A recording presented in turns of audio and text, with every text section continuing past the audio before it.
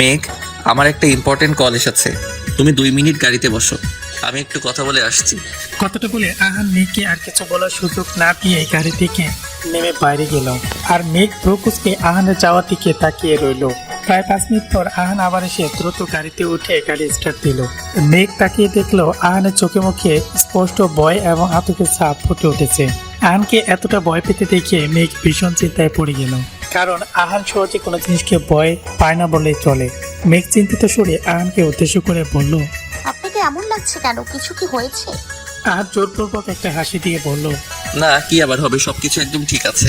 কথাটা বলে আহান গাড়ি থামিয়ে দিল। তারপর মেঘকে উদ্দেশ্য করে বলল, মেঘ, আমার একটা ইম্পর্টেন্ট কাজ পড়ে গেছে, তুমি এখানে নেমে দাঁড়াও, আমি অভিকে বলে দিচ্ছি, ও এসে তোমাকে এখান থেকে পিক করে নিবে। আহানের কথা শুনে মেঘ বাইরে থেকে তাকালো। দেখলো একদম শূন্য একটা রাস্তা, যতদূর চোখ যাচ্ছে ততদূর আশেপাশে কাউকে দেখা যাচ্ছে না। মেঘ অবাক দৃষ্টিতে আহানের দিকে তাকিয়ে বলল, এখানে তো কেউই নেই, আমি এখানে একা একা কিভাবে থাকবো? একা একা কোথায়? আমি তো অভিকে বলে দিচ্ছি, ও আপনি এখানে এসে তোমাকে নিয়ে যাবে। আচ্ছা তাহলে আগে ভাইয়া আসো, তারপর তুমি যেখানে যাওয়ার সেখানে চলে যাও। মেঘ এটুকু বলতে আহান দাউমুখ দিয়ে বলল, আমি কি বলছি সেটা তোমার কানে ঢুকছে না? আমার একটা জরুরি কাজ আছে, আর সেখানে আমাকে এক্ষুনি যেতে হবে। তুমি গাড়ি থেকে নেমে রাস্তার এক সাইডে গিয়ে দাঁড়াও। আহানের তবু শুনে মেঘ অসহায় দৃষ্টিতে ওর দিকে তাকিয়ে রইল।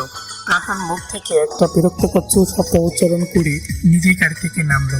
তারপর মেঘের সাইডে এসে গাড়ি দরজা করে ওর হাত চড়ে টেনে ওকে গাড়ি থেকে নামিয়ে দিল। নামিয়ে দিয়ে মেঘকে কিছু বলার সুযোগ না দিয়ে দ্রুত পায়ে আবার নিজে গিয়ে গাড়িতে উঠে পড়লো। মেঘ জানালার উপরে হাত রেখে একটু ঝুঁকে গাড়ির মধ্যে উঁকি মেরে অসহায় কণ্ঠে আহানকে উদ্দেশ্য করে বলল, আহান, আমার ভীষণ ভয় করছে, আমাকে এখানে একা রেখে যেও না প্লিজ। আচ্ছা তুমি আমাকে তোমার সাথে নিয়ে চলো, দরকার হলে আমি গাড়ির মধ্যেই চুপটি করে বসে থাকবো, আর তুমি না হয় তোমার কাজ শেষ করে তারপর আমাকে নিয়ে বাসায় চলে যেও, তাও এখানে রেখে যেও না প্লিজ। আহান কাট কাট গলায় বলল, জাস্ট শাট আপ, অযথা বক বক করে আমার সময় নষ্ট না করে চুপচাপ গিয়ে রাস্তার পাশে দাঁড়িয়ে থাকো। অভি আসলে ওর সাথে চলে যেও, আমার দেরি হয়ে যাচ্ছে, আমি গেলাম। কথাটা বলে আহান আর এক মুহূর্ত দেরি করলো না, গাড়ি নিয়ে চলে গেল। আর মেঘ হতবাক হয়ে আহানের যাওয়ার দিকে তাকিয়ে রইল। ওর মনে হচ্ছে এতক্ষণে যা যা ঘটে গেছে সবকিছুই স্বপ্ন দেখছে। কারণ আর যাই হয়ে যাক না কেন, আহান কখনোই ওর সাথে এতটা খারাপ বিহেভ করতে পারে না। শুনশান রাস্তার মধ্যে লাস্ট 20 মিনিট ধরে মেঘ একা একা পায়চারি করে যাচ্ছে। অভি এখনো এখানে এসে পৌঁছায়নি। আহান যাওয়ার কিছুক্ষণ পর অভি মেঘকে কল করেছিল। ও বলেছে রাস্তার মধ্যে নাকি হঠাৎ করে ওর গাড়িটা খারাপ হয়ে গেছে, আর আশেপাশে কোনো গ্যারেজও নেই। ও গাড়িটা সারাতে নিয়ে যাবে, তাই ও আজম রহমানকে ফোন করে দিয়েছে, আর উনি বাসা থেকে ড্রাইভারকে দিয়ে অন্য গাড়ি পাঠিয়ে দিচ্ছেন। যতক্ষণ পর্যন্ত না গাড়ি এসে পৌঁছায় ততক্ষণ পর্যন্ত যাতে মেঘ ওখানে দাঁড়িয়ে অভির যাওয়ার জন্য অপেক্ষা করে। যদিও মেঘের ভীষণ ভয় লাগছে, কিন্তু এই মুহূর্তে অভির জন্য অপেক্ষা করা ছাড়া সেকেন্ড কোনো অপশন ওর কাছে খোলা নেই। মেঘ পাচারি করতে করতে ফোনটা অন করে সময় দেখার জন্য ফোনের স্ক্রিনের দিকে তাকালো। দেখলো অলরেডি 9:35 বেজে গেছে। এত রাত হয়ে গেছে দেখে মেঘের ভয়টা আরো কয়েক গুণ বেড়ে গেল। ও এদিক ওদিক ভালো করে তাকিয়ে দেখলো কোনো মানুষের আনাগোনা আছে কিনা, কিন্তু দুর্ভাগ্যবশত এখানে কোনো মানুষ তো দূরের কথা, মানুষের ছায়া পর্যন্ত নেই। মেঘ শক্তি একটা ঢুকলে চোখ বন্ধ করে মনে মনে ধোয়া পড়তে লাগলো। হঠাৎ করে ওর ফোনে টুক করে নোটিফিকেশন আসলো। ও চোখ খুলে কাঁপা কাঁপা হাতে দ্রুত ফোনটা অন করলো, কিন্তু ফোনের স্ক্রিনে তাকাতেই ওর মাথায় আকাশ ভেঙে পড়লো। ওর চারপাশটা আস্তে আস্তে গোলাটে হয়ে যেতে লাগলো। মেঘ আর বেশিক্ষণ স্থির হয়ে দাঁড়িয়ে থাকতে পারলো না। ও ফোনটা হাতে নিয়ে তপ করে রাস্তার মাঝখানে বসে পড়লো। আহানের নম্বর থেকে মেঘের কাছে একটা মেসেজ এসেছে, যেটা লেখা আছে, সরি মেঘ, আমি কখনোই তোমাকে আমার এই নোংরা গেমটার অংশ বানাতে চাইনি, বিশ্বাস করো। কিন্তু কি করবো বলো, তোমার বাবা আমাকে সবার সামনে চর মারায়, বিষয়টা আমার ইগোতে লেগেছিল, তাই বাধ্য হয়ে তোমার বাবাকে শাস্তি দেওয়ার জন্যে তোমাকে আমার এই নোংরা গেমে জড়াতে বাধ্য হলাম। তবে আজকে থেকে তুমি একদম ফ্রি। এখন থেকে তুমি তোমার লাইফের সাথে যা মনে চাই তাই করতে পারবে। আমি আর কখনো তোমার কোনো ব্যাপারে নাক গলাবো না, কারণ এতদিন আমার শুধুমাত্র একটাই লক্ষ্য ছিল, সেটা হচ্ছে তোমাকে বিয়ে করে তোমার বাবাকে হারিয়ে দেওয়া। আর বহু প্রতীক্ষার পর আজকে আমি আমার সেই লক্ষ্যে পৌঁছে গেছি। কিন্তু আমার এই লক্ষ্যে পূরণের জিদের জন্য আমি তোমার মতো একটা নিষ্পাপ মেয়েকে কষ্ট দিয়ে ফেললাম। তার জন্য আমি তোমার কাছে ক্ষমা প্রার্থী। পারলে আমাকে মাফ করে দিও প্লিজ, আর নিজের লাইফটাকে নতুন করে গুছিয়ে নিও। কিন্তু আজকের পর আমার সাথে আর কখনো যোগাযোগ করার চেষ্টা করো না। আমি যেখানে থাকবো ভালো থাকবো, আল্লাহ হাফেজ। মেঘ বারবার মেসেজটা প্রথম থেকে শেষবার পর্যন্ত পড়ে যাচ্ছে। ওর কপাল বেয়ে টপ টপ করে ঘাম পড়ছে, হাত পা মৃদু কাঁপছে। ও বেশি কিছু চিন্তা ভাবনা না করে আহানের নম্বরে কল করলো, কিন্তু ফোনটা বন্ধ বলছে। ফোন বন্ধ দেখেও মেঘের অনবরত আহানের নম্বরে ডায়াল করে যাচ্ছে আর বের করে বলছে, আহান ফোনটা ধরো প্লিজ। আমি জানি পৃথিবী উল্টে গেলেও তুমি কখনো আমাকে ঠকাতে পারো না। আমি যা কিছু দেখেছি এই সব কিছু আমার চোখের ভুল, না হলে আমি নিশ্চয়ই এসব ঘুমিয়ে স্বপ্ন দেখছি। প্লিজ আহান ফোনটা রিসিভ করে আমার সাথে কথা বলে আমার ভ্রমটা দূর করে দাও। Please pick up the phone Ahan, please. মেঘের এসব বলা কথার মধ্যে হঠাৎ করে ওর সামনে কয়েকটা বাইক এসে থামলো। মেঘ মাথা উঠিয়ে সামনে তাকিয়ে দেখলো বাইকের উপর 24-25 বছরের কাছাকাছি বয়সে কিছু ছেলেরা বসে আছে। ছেলেগুলো হাত থেকে মেঘের আর বুঝতে বাকি রইল না যে ওরা সবাই ড্রিঙ্ক করে আছে। ওদের টোটে কোণে অদ্ভুত এক হাসি লেগে আছে। সবাই কেমন যেন লালসার দৃষ্টিতে মেঘের দিকে তাকিয়ে আছে। মেঘ বেশ ভালো করে বুঝতে পারছে যে এখানে আর 1 মিনিট থাকলেও ওর সাথে মারাত্মক কিছু হয়ে যেতে পারে। তাই ও বসা থেকে উঠে দাঁড়িয়ে কোনো দিকে না তাকিয়ে দিল জোরে এক দৌড়। মেঘের এমন কাণ্ড থেকে ছেলেগুলো সবাই পেছন থেকে একসাথে উচ্চস্বরে হেসে উঠলো। তারপর বাইক স্টার্ট দিয়ে ওরা মেঘের পেছনে আসতে লাগলো। মেঘ দৌড়াতে আহানের নাম্বারে সেভ মি লিখে একটা মেসেজ সেন্ড করলো, কিন্তু অসাবধানতা বশত রাস্তার ইটের সাথে ওর পা লেগে ও ঠাস করে উপর হয়ে রাস্তার মধ্যে পড়ে যাওয়ার সাথে সাথে ছেলেগুলো বাইক নিয়ে এসে ওকে চারদিক দিয়ে ঘিরে ফেলে। আর মেঘ কিছু বুঝে ওঠার আগে ছেলেগুলো বাইক থেকে নেমে ওকে হিড় করে টানতে রাস্তার পাশে ঝোপের দিকে নিয়ে যেতে লাগলো। মেঘ ছটফট করতে সাহায্যের জন্য চিৎকার করে কাঁদতে লাগলো, কিন্তু ওর চিৎকারগুলো রাতের অন্ধকারের সাথে মিলিয়ে গেল। কুটকুটে অন্ধকারের মধ্যে ধোয়া ওঠা কপির মগ হাতে নিয়ে ব্যালকনিতে দাঁড়িয়ে আছে মেঘ। রাতের স্নিগ্ধ বাতাস এসে মেঘের সারা শরীরে ছুঁয়ে দিচ্ছে, কিন্তু এই বাতাসটা কোনো ভালো লাগার নেই। আছে একরাশ বিষাদ দীর্ঘশ্বাস, যেটা মেঘকে জ্বালিয়ে পড়িয়ে নিঃশেষ করে দিয়েছে। কপিতে চুমুকতে কপির মগটা ব্যালকনিতে রেলিং এর উপর রেখে পাশে টি টেবিলের উপর ভাঙা স্ক্রিনে অ্যান্ড্রয়েড ফোনটা হাতে নিল। তারপর ফোনটা অন করে মেসেজ অপশনে গিয়ে এক দৃষ্টিতে একটা মেসেজের দিকে তাকিয়ে রইল। তাকিয়ে থাকতে কখন যে মেঘের চোখ থেকে টুপটাপ করে গাল পেয়ে পানি গড়িয়ে পড়ছে সেটাও টেরই পেল না। মেঘ হাতের উল্টো পিঠ দিয়ে চোখের পানিটুকু মুছে ফোনের স্ক্রিনে ভেসে ওঠা মেসেজটার উপরে হাত বোলাতে কান্না ভেজা কণ্ঠে বলে উঠল, এতটা স্বার্থপর কিভাবে হয়ে গেলে রাহান? এই 2 বছরে একটা বারও আমার খোঁজ খবর নেয়ার প্রয়োজন মনে করলেন না। আমি বেঁচে আছি নাকি মরে গেছি সেটাও জানার চেষ্টা করলেন না। আমি কি আপনার কেউ ছিলাম না? আপনি কি কখনো আমাকে এক বিন্দু পরিমাণও ভালোবাসেননি? যদি নাই ভালোবেসে থাকেন তাহলে আমি কেন সেটা বিশ্বাস করতে পারি না? আমার কেন মনে হয় যে আপনি আমাকে কখনো ঠকাতে পারেন না? কথাগুলো বলে মেঘ ফোনটাকে বুকের সাথে চেপে ধরলো। তারপর ফুপিয়ে কাঁদতে বলল, আমি এখনো এই ফোনটা আমার কাছে রেখে দিয়েছি আহান। আমি আজও আপনার মেসেজের জন্য অপেক্ষা করে থাকি। আমি জানি একদিন আপনি ঠিকই আমার কাছে ফিরে আসবেন, এসে আমাকে সরি বলবেন, তারপর আগের মতো আবার সবকিছু ঠিক হয়ে যাবে। প্লিজ ফিরে আসুন রাহান, আপনার মেঘ আপনার জন্য অপেক্ষা করছে। কথাগুলো শেষ করতে মেঘের কানে কিছু ভাঙ্গার বিকট আওয়াজ ভেসে আসলো। ও বসা থেকে দরপড়ে উঠে দাঁড়ালো। তারপর হাতে থাকা ফোনটা দ্রুত পায়ে রুমে এসে কারবারটি খুলে জামা কাপড়ের মধ্যে লুকিয়ে বাইরে যাওয়ার জন্য পা বাড়ালো। রুমের বাইরে আসতে মেঘের চুল আর রসগোল্লার মতো বড় হয়ে গেল। ও মাথায় হাত দিয়ে থ মেরে দাঁড়িয়ে রইল। আহির ওর রুমে থাকা আসবাবপত্রগুলো সব একটা করে বাইরে থেকে চড়ে মারছে, আর মেহি রুমের বাইরে দাঁড়িয়ে দেয়ালের সাথে হেলান দিয়ে কোল্ড ড্রিঙ্ক খেতে আহিরের কাণ্ড দেখছে। মেঘ দ্রুত পায়ে এগিয়ে এসে মেয়ের সামনে দাঁড়িয়ে ওর দিকে তাকিয়ে রাগী কণ্ঠে বলল, ওই গাধাটা নিজের রুমের জিনিসপত্র ভেঙে ফেলছে, আর তুই এখানে দাঁড়িয়ে কোল্ড ড্রিঙ্কস গিলছিস। আটকাতে পারছিস না ওটাকে? মেহির কোল্ড ড্রিঙ্কসের চমক দিয়ে স্বাভাবিক কণ্ঠেই বলল, ওকে সরি, আমি কেন ওকে আটকাতে যাব? আরে বাবা, বিরাট টিকিতে এত সুন্দর সিনেমা দেখার সৌভাগ্য কয়জনের কপালে জোটে বলতো? আমার তো বেশ মজা লাগছে, তুইও দেখ, তোরও মজা লাগবে। মেয়ের কথা বলার সাথে সাথে আহির একটা বালিশ উঠিয়ে ওর মুখের উপর ছুরি মারলো। তারপর চেঁচিয়ে বলল, এতগুলো লোকের সামনে ওই মেয়েটা আমার গায়ে কাঁচা ডিম ছুঁড়ে মারলো, তখন তো তুই মেয়েটাকে কিছু বললি না, আর এখন এখানে দাঁড়িয়ে তামাশা দেখছিস? তুই আমার ভাই নাকি আমার শত্রু? আহিরের কথা শেষ হতে মেঘ প্রকোষকে বলল, কাঁচা ডিম ছুঁড়েছে মানে? কোন মেয়ে কাঁচা ডিম ছুঁড়েছে? তোরা তো বার্থডে পার্টিতে গিয়েছিলি তাই না? তাহলে সেখানে কাঁচা ডিম আসলো কোথা থেকে? মেঘের প্রশ্ন শুনে মিহির হা হা করে হেসে দিল। মেয়েকে হাসতে দেখে আহিরের রাগ আরো কয়েক গুণ বেড়ে গেল। ও তাতে দাঁত চেপে মেয়েকে উদ্দেশ্য করে বলল, মিহির, একদম হাসবি না বলে দিচ্ছি। তাহলে কিন্তু আজকে খুব খারাপ হয়ে যাবে। মেঘ বিরক্ত সুরে বলল। আরে ধ্যাত, ঝগড়াঝাটি না করে কি হয়েছে আগে আমাকে সেটা বল। মিহির কোনো রকম নিজের হাসি চেপে রেখে মেঘকে বলল। আরে ডাক্তার আঙ্কেলের মেয়ের বার্থডেতে গিয়েছিলাম না আমরা, সেখানে কেক কাটা শেষে ওনার মেয়ের ফ্রেন্ডরা আমাকে আর আহিরকে গান গাওয়ার জন্য বলেছিলাম, কিন্তু আমি আর আহির সবার মধ্যে গিয়ে গিটার নিয়ে গান শুরু করার আগেই কোথা থেকে শালিকা এসে আহিরের মুখের ওপর পরপর দুটো কাঁচা ডিম ছুঁড়ে মারলো। তারপর আহিরকে একটা ব্যাংসি কেটে এক দৌড়ে পার্টি হল থেকে বের হয়ে পালিয়ে গেল। আমাদের আহিরও কম যায় না, সেও রেগে গিয়ে বার্থডে গার্লের কেক আর সব গিফট ফ্লোরে ছুঁড়ে মেরে বার্থডে পার্টি একদম শ্মশান বানিয়ে চলে এসেছে।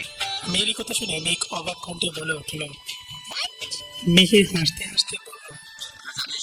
যখন আমি ওখান থেকে এসেছিলাম তখন মেয়েটা একদম দেখার মতো ছিল। আরে বেচারি কত আশা নিয়ে বসেছিল ক্রাশের গান শুনবে বলে, অথচ ওর ক্রাশ গিয়ে ওর বার্থডে পার্টিটাই সর্বনাশ করে দিয়ে চলে এসেছে। মিহির এইটুকু বলতে আহির একটা ফ্লোয়ার পাশ হাতে নিয়ে মিহিরের দিকে তেড়ে আসতে আসতে বলল। তুই যদি নিজের মুখ থেকে আর একটাও কথা বের করেছিস মিহির, তাহলে আজকে আমি তোর মাথা ফাটিয়ে ভর্তা বানিয়ে দেবো একদম। আমার মাথা পরেও ফাটতে পারবি, আগে গিয়ে ভালো করে শাওয়ার নিয়ে আয়। তোর গা থেকে কাঁচা ডিমের বিশ্রের গন্ধ বের হচ্ছে, এই গন্ধ নিয়ে তুই আর 1 মিনিট এখানে দাঁড়িয়ে থাকলে বাসার সব মানুষ বমি করতে করতে অজ্ঞান হয়ে যাবে। তাই বলছি এখানে দাঁড়িয়ে দাঁড়িয়ে সময় নষ্ট না করে তাড়াতাড়ি ওয়াশরুমে চলে যা। মিহিরের কথায় আহির নিজের মাথাটা একটু নিচু করে শার্ট থেকে স্মেল নিল। দেখলো সত্যি সত্যি ও শার্ট থেকে কাঁচা ডিমের গন্ধ বের হচ্ছে। ও নাক মুখ কুচকে রাগী দৃষ্টিতে মিহিরের দিকে তাকিয়ে বলল। সময় আমারও আসবে, তখন আমি তোকে বোঝাবো কত ধানে কত চাল। কথাটা বলে আহির হন হন করে ওয়াশরুমে চলে গেল আর মিহির হাসতে হাসতে নিজের রুমে চলে গেল। মেঘ মিহিরের যাওয়ার দিকে তাকিয়ে বিড়বিড় করে বলল। এরা এত বড় হয়ে গেল কিন্তু একজন আরেকজনের পেছনে লাগার অভ্যাসটা ছাড়তে পারলো না। কথাটা বলে মেঘ একটা দীর্ঘশ্বাস ছেড়ে আহিরের রুম গোছানো কাজে লেগে পড়লো। আহির ওয়াশরুম থেকে বের হয়ে দেখলো ওর রুমটা একদম সুন্দর করে গুছিয়ে রাখা। ও বেশ ভালো করে জানে এইটুকু সময়ের মধ্যে এত পরিপাটি করে রুম গুছানোটা একমাত্র ওর বোনের দ্বারাই সম্ভব। ও মুচকি এসে হাতে থাকা টাওয়ালটা চেয়ারের উপর রেখে রুম থেকে বের হয়ে নিচে যাওয়ার জন্য পা বাড়ালো। নিচে এসে দেখলো মেঘ ডাইনিং টেবিলের পাশে দাঁড়িয়ে ডিনার রেডি করছে আর মিহির ড্রয়িং রুমের সোফার হাতলের উপর বসে বসে ফোন স্ক্রল করছে। আহির নিচে নামতে মেঘ আহির আর মিহিরকে উদ্দেশ্য করে বলল। তোরা তো মনে হয় না খেয়েই ওখান থেকে চলে এসেছিস। আমি এখন পর্যন্ত ডিনার করিনি, আয় তাড়াতাড়ি খেতে বস। আহির কিছু বলতে যাবে তার আগে মিহির বসা থেকে উঠে মেঘের দিকে এগিয়ে গিয়ে এসে বলল। আজকে আমরা কেউ বাসায় ডিনার করবো না, চল আমরা 3 জন মিলে বাইরে থেকে ঘুরে আসি। মেঘ চেয়ার টেনে বসে গম্ভীর স্বরে মিহিরকে উদ্দেশ্য করে বলল। কোনো দরকার নেই, এমনিতেই অনেক রাত হয়ে গেছে, তার উপর মাম্মাম বাবাই কেউই বাসায় নেই। এত রাতে যদি ওনাদের না জানিয়ে আমরা বাইরে যাই তাহলে ওনারা বকা দিতে পারেন। মিহিরকে মেঘের হাত ধরে টেনে ওকে চেয়ার থেকে উঠে দাঁড় করালো। তারপর তমকে সুরে বলল। চুপচাপ উপরে গিয়ে রেডি হয়ে আয়। আমি যখন একবার বলেছি যে এখন আমরা বাইরে যাব, তার মানে যাবই। তাই অযথা তুই এমন মরবি মার্কা কথা বলে আমার রাগ উঠাস না, তাহলে কিন্তু তোর কপালে দুঃখ আছে। মিহিরের কথা শেষ হতেই আহির মেঘকে উদ্দেশ্য করে অনুরোধের স্বরে বলল। হ্যাঁ, আমারও আজকে মুডের পুরো 13টা বেজে আছে, বাসায় থাকতে একদম ভালো লাগছে না। চল এই সুযোগে ডিনারটা করে আসি আর ছোটখাটো একটা রাইড দিয়ে আসি। আহির আর মিহিরের কথা শুনে মেঘ বিরক্তি দৃষ্টিতে একবার মিহিরের দিকে আর একবার আহারের দিকে তাকালো। এদের মাথায় কখন যে কিসের প্রেম ঘুরপাক খায় সেটা মেঘের মাথায় ঢুকেই না। মাঝে মাঝে ওর আহির আর মিহিরের উপরে ভীষণ রাগ হয়, কারণ ওরা একবার যেটা করবে বলে ঠিক করে সেটা যে কোনো মূল্যেই করে ছাড়ে।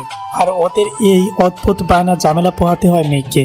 মেঘ দাঁতে দাঁত চেপে আহির আর মিহিরকে উদ্দেশ্য করে বলল। আমার মাথা চিবানো ছাড়া তোমাদের সারা দিনে আর কোনো কাজ নেই, তাই না? এইবার একটা বিয়ে করলেও তো পারিস, তাহলে অন্তত আমি তোদের আজব আবদারগুলোর হাত থেকে বেঁচে যাই। আহির মজার ছলে বলল। আগে থেকে বিয়ে দিয়ে শ্বশুরবাড়ি বিদায় করি, তারপর না হয় আমরা আমাদের বিয়ের কথা ভাববো।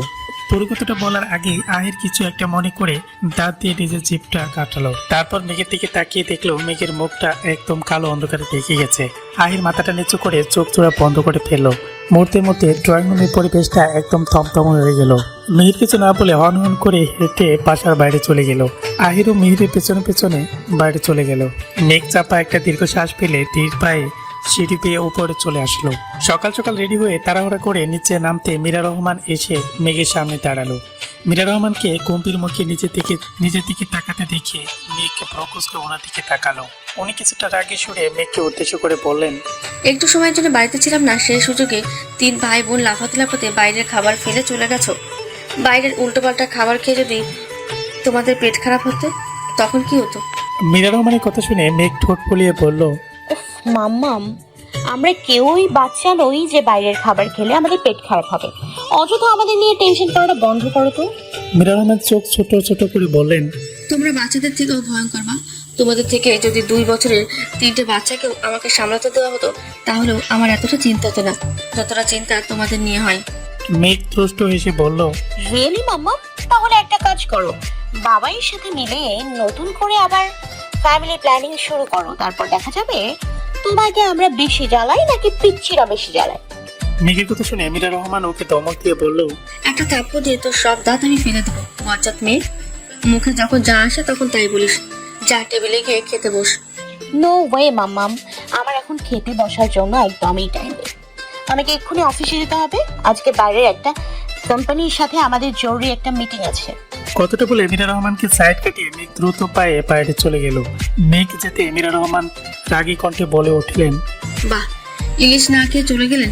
না খেলে এনারা 3 জন যে কোনো মহাচন্দ্র উদ্ধার করতে যান একমাত্র উপরওয়ালাই জানে। আমার হয়েছে আরেক জানা। এত কষ্ট করে এতগুলো রান্না করলাম, অথচ এরা 3 জন কাজের ব্যস্ততা দেখিয়ে অবশ্যই চলে গেল। এবার আমি এই খাবারগুলোকে আমি কি করব? আজম রহমান রেডি হয়ে নিচে এসে দেখলেন মীরা রহমান একা একা দাঁড়িয়ে দাঁড়িয়ে ভিড় করে কাউকে বকা দিচ্ছেন।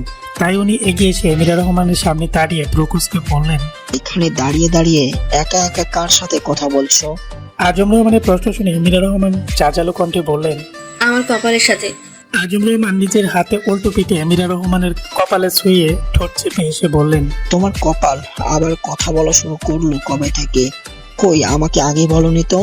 আজম রহমানের কথা শুনে মীরা রহমান তেলে বেগুনে জ্বলে উঠলেন। উনি আজম রহমানের হাত জাড়া মেরে কপালের থেকে সরিয়ে দিয়ে রাগী কণ্ঠে বললেন, সিরিয়াস টাইমে ফাজলামি করবে না তো, একদম বিরক্ত লাগে।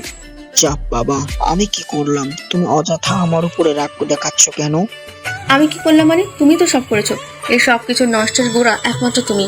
মীরা রহমানের কথা শুনে আজম রহমান অবাক কণ্ঠে বললেন, ও এখন যত দোষ নন্দ ঘোষ। সকাল সকাল কাউকে না পেয়ে এখন তুমি আমার উপরে নিজের সব রাগ ঝাড়ছো মীরা।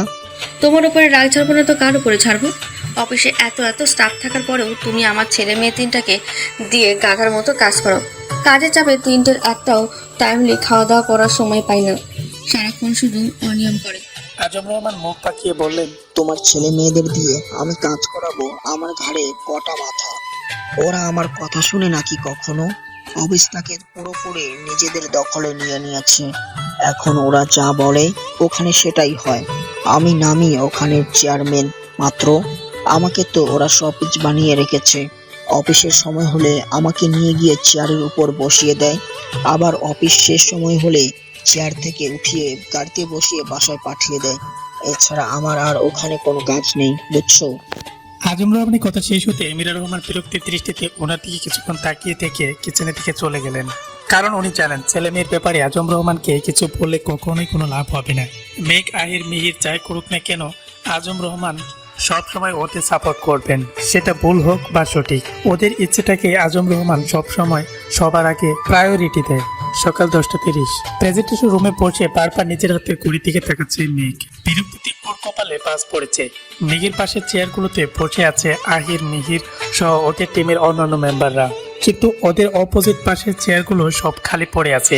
আজকে AK গ্রুপ অফ ইন্ডাস্ট্রির এমডির সাথে আজম রহমানের কোম্পানির একটি বিজনেসের ডিলের মিটিং ছিল, কিন্তু মেঘরা এখানে টাইমলি পৌঁছে গেলেও AK গ্রুপ অফ ইন্ডাস্ট্রির কেউ এখানে আসেনি। এই কোম্পানিটা মূলত AK গ্রুপের ছোট্ট একটা ব্রাঞ্চ অফিস। এই কোম্পানির মেইন অফিসটা হচ্ছে ইতালিতে। সেখান থেকে এই